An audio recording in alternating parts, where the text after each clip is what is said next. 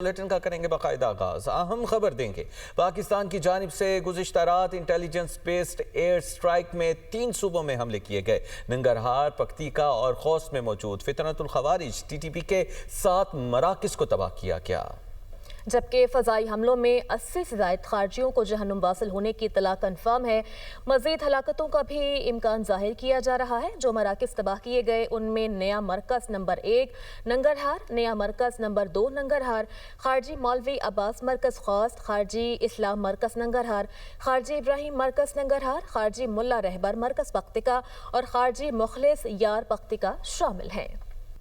سرحد پار دہشت گردی پر برداشت کی حد ختم ہو چکی۔ پاکستان کو مکمل علم ہے تشدد کے منصوبہ ساز، سہولت کار اور سرپرست کہاں موجود ہیں۔ پاکستان کے اندر خوریزی جاری رہی تو ذمہ دار عناصر ہماری پہنچ سے باہر نہیں رہیں گے۔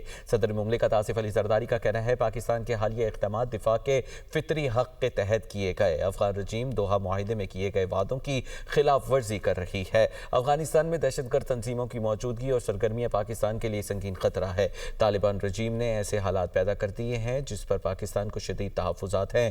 امن، انکار، دوغلے پن یا دہشت گردی کے خلاف عدم کارروائی پر قائم نہیں رہ سکتا۔ اور افغانستان کے صوبے پکتیکا، ننگرہار اور خوست میں دہشت گردوں کے ٹھکانوں پر فضائی حملے۔ جیٹ طیاروں کے حملوں میں دہشت گردوں کو بڑے پیمانے پر نقصان پہنچا۔ متعدد ٹھکانے ملیہ میٹ ہو گئے۔ طارق فضل چودھری کہتے ہیں کہ انٹیلیجنس بیس معلومات کی بنیاد پر دہشت گردوں کے ٹھکانوں پر حملے کیے گئے۔ رہنما نون لیگ بیرسٹر دانیال چودھری نے کہا کہ افغانستان میں مختلف دہشت گرد تنظیموں کو سپورٹ کیا جا رہا ہے۔ وفاقی وزیر پارلیمانی امور طارق فضل چودھری کا دنیا نیوز سے گفتگو میں کہنا تھا کہ انٹیلیجنس بیس معلومات کی بنیاد پر دہشت گردوں کے ٹھکانوں پر حملے کیے گئے۔ افغانستان میں 4 مقامات پر دہشت گردوں کے خلاف کارروائیاں کی گئیں۔ طالبان حکومت کو باور کرایا گیا کہ افغانستان سے دراندازی ہو رہی ہے، آئندہ بھی دہشت گردانہ حملے ہوئے تو بھرپور جواب دیں گے۔ افغانستان کی جو اس وقت طالبان رجیم ہے اسے یہ بات باور کرائی اور اس کے بعد ہمارے مذاکرات ہوتے ہیں ترکیہ میں بھی اور قطر میں بھی، لیکن افغانستان اس بات کو مانتا ہے کہ دیر اندازی ہو رہی ہے، لیکن دہشت گردوں کے محفوظ ٹھکانے ہیں، ان کے خلاف کارروائی کرنے کے لیے قطعی طور پہ تیار نہیں ہے۔ آئندہ جب بھی ہمارے اوپر حملہ ہوگا اس کو ہم جواب دیں گے۔ پارلیمانی سیکرٹری اطلاعات بیرسٹر دانیال چودھری نے کہا کہ افغان پراکسی ان دہشت گردوں کے ساتھ مل کر دہشت گردی کر رہے تھے۔ دہشت گرد معصوم بچوں اور خواتین کو بھی نشانہ بنا رہے ہیں۔ افغانستان میں مختلف دہشت گرد تنظیموں کو سپورٹ کیا جا رہا ہے۔ ہم نے ہمیشہ بات چیت سے معاملات حل کرنے کی کوشش کی۔ ڈفرنٹ جگہوں کے اوپر آپریشنز کیے گئے جس میں 70 سے زیادہ لوگ مارے گئے،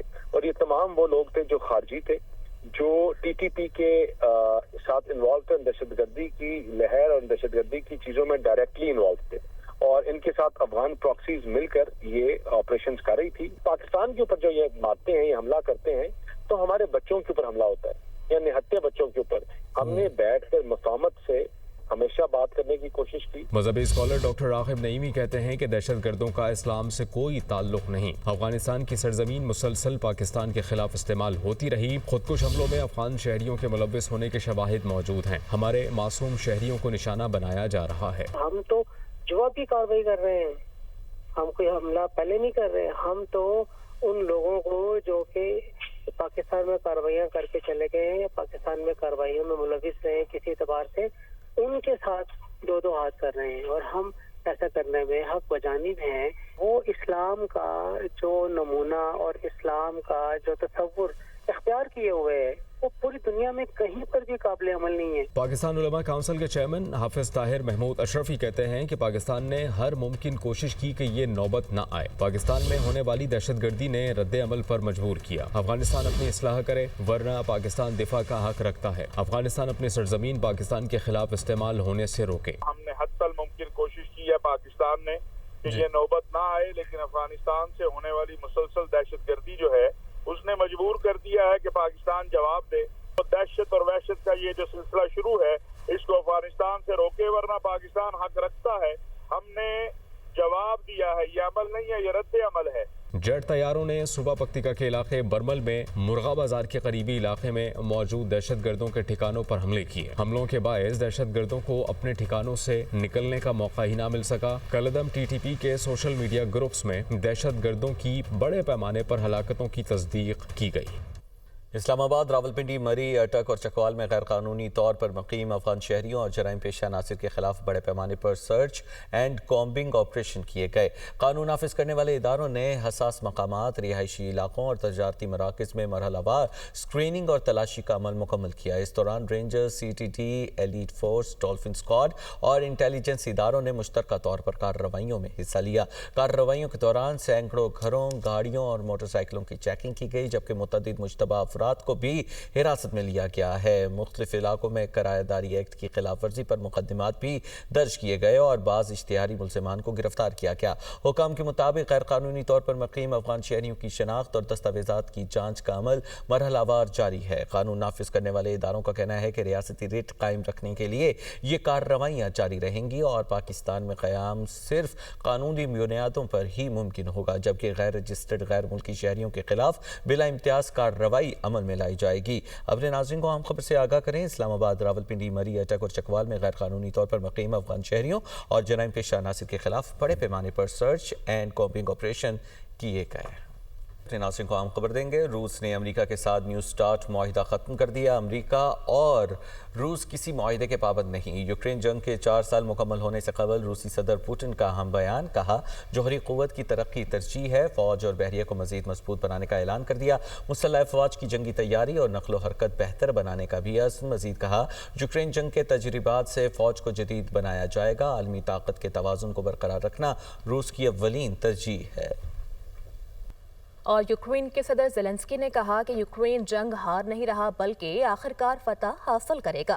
دارالحکومت کیف میں گفتگو کرتے ہوئے انہوں نے روسی صدر پیوٹن کی جانب سے جنگ بندی کے بدلے اسٹریٹجک علاقوں سے دستبرداری کے مطالبے کو مسترد کر دیا۔ ان کا کہنا تھا کہ روس ہزاروں فوجیوں کی قربانی دینے کے باوجود کئی اہم علاقے حاصل کرنے میں ناکام رہا ہے۔ یوکرین اپنی پوزیشن کمزور نہیں کرے گا۔ زیلنسکی کے مطابق روس پہلے ہی تیسری عالمی جنگ کا آغاز کر چکا اور اسے روکنے کا واحد راستہ سخت فوجی اور معاشی دباؤ ہے۔ مشرقی علاقے ڈونیٹسک کے 20% حصے سمیت خیرسون اور زاپوریزیا کے مزید علاقوں سے دستبرداری دراصل اپنی عوام کو تنہا چھوڑنے کے مترادف ہوگی۔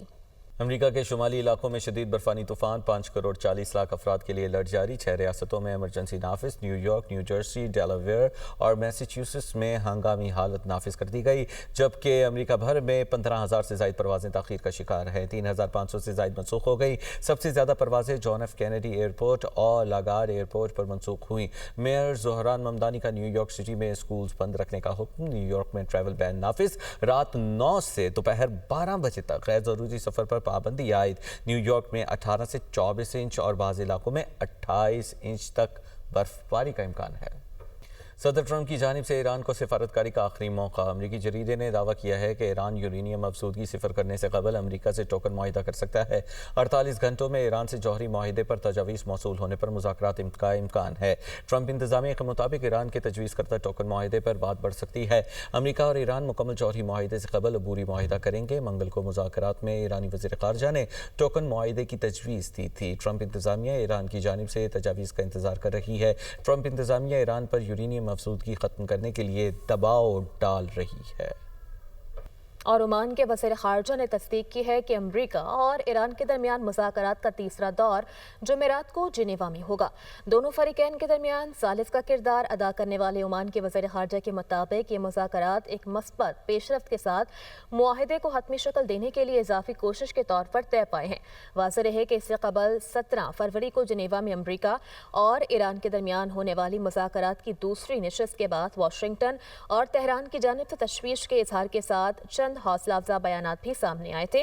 17 فروری کے مذاکرات کے بعد امریکی نائب صدر جے ڈی وینس نے کہا تھا کہ امریکہ اور ایران کے درمیان سفارتی مذاکرات کچھ حوالوں سے اچھے رہے ہیں۔ امریکہ کے ساتھ سفارتی حل اب بھی ممکن ہے، ہم ایرانی ہیں، سرنڈر نہیں کرتے۔ ایرانی وزیر خارجہ عباس عراقچی کا اسٹیو وٹکوف کے بیان پر رد عمل، کہا جوہری معاہدے کے لیے مسودے پر کام کر رہے ہیں۔ امریکی فوجی سرگرمیاں ہمیں نہیں ڈرا سکتی، مسائل حل کرنے کا واحد راستہ سفارتکاری ہے۔ उधर ईरान में हफ्ते के रोज होने वाले हुकूमत मुखालिफ मुजाहिरों के बाद इतवार को मुल्क में हुकूमत के हक में और अमरीका के खिलाफ रैलियां निकाली गईं। सोशल मीडिया पर तस्दीक शुदा वीडियोस में तेहरान की अमीर कबीर यूनिवर्सिटी ऑफ टेक्नोलॉजी में हुकूमत के हामी और मुखालिफ तलबा के दरमियान झड़पें देखी गईं, जहां बाज़ तलबा ने बादशाहत की बहाली के नारे भी लगाए। सरकारी खबर रसा इदारे फारस न्यूज़ एजेंसी ने रिपोर्ट किया कि अमीर Kabir university, Sharif university, university of Iran में कुछ तलबा की जानिब से इनकलाब मुखालिफ नारे लगाए गए थे। खबरों का सिलसिला आगे बढ़ाएं और आपको बताएं कि MQM ने पीपल्स पार्टी की करारदाद को पाकिस्तान मुखालिफ करार दे दिया है। खालिद मकबूल सिद्दीकी की दीगर रहनुमाओं के हमरा न्यूज़ कॉन्फ्रेंस, उन्होंने कहा कि सिंध असेंबली में खिलाफ आइन करारदाद मंजूर की गई। क्या कोई सूबा आइन से मुतसादिम करारदाद मंजूर कर सकता है? मजीद कहा कि पीपल्स पार्टी की सियासत का आगाज इधर तुम उधर हम से हुआ था। MQM पाकिस्तान के चेयरमैन खालिद मकबूल सिद्दीकी ने प्रेस कॉन्फ्रेंस करते हुए कहा कि पीपल्स पार्टी की सियासत का आगाज इधर हम उधर तुम के नारों से हुआ, जो तकसीम की सोच की अलामत था, जबकि MQM हमेशा मुकालमे और पुरअमन जद्दोजहद पर यकीन रखती है। पाकिस्तान पीपल्स पार्टी की सियासत का आगाज इधर तुम उधर हम के नारे से शुरू होता है। मसले का हल MQM ये समझती है मकालमा है, धमकियों से नहीं चलेगा।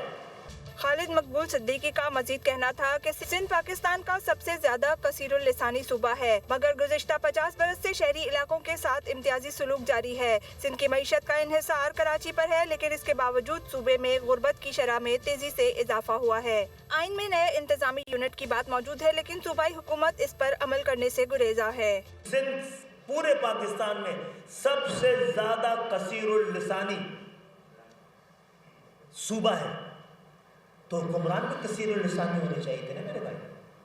जो सलूक 50 साल से सिंध के शहरी इलाकों में हुआ है, पाकिस्तान के किसी हिस्से में हुआ है?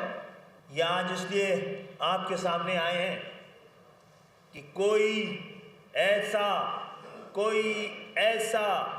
अब तक मुतालबा नहीं जो आइन से मुतसादिम हो। चेयरमैन MQM ने इल्जाम लगाया कि कराची को इंतजामी तौर पर तकसीम करके शहर को कमजोर किया गया। उन्होंने जमात इस्लामी पर भी तनकीद करते हुए कहा कि इस करारदाद की हिमायत करने वालों को अपनी पोजीशन वाज़े करना होगी। Chairman MQM Pakistan doctor Khalid मकबूल सिद्दीकी की सरबराही में बहादुराबाद मरकज पर मुत्तहिदा कौमी मूवमेंट मरकजी कमेटी का इजलास भी हुआ, जिसमें सीनियर मरकजी रहनुमाओं मुस्तफा कमाल, डॉक्टर फारूक सत्तार, फैसल सब्जवारी, अनीस कायम खानी और अमीनुल हक समेत दीगर रहनुमाओं ने शिरकत की। इजलास में वफाकी सूबाई और सियासी सूरत हाल पर तबादला ख्याल किया गया।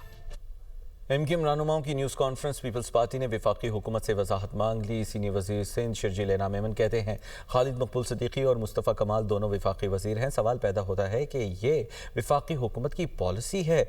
दो वफाकी वजीर और इत्तेहादी जमात मुसलसल सिंध हुकूमत के खिलाफ प्रोपेगेंडा और साजिश में क्यों मसरूफ़ है?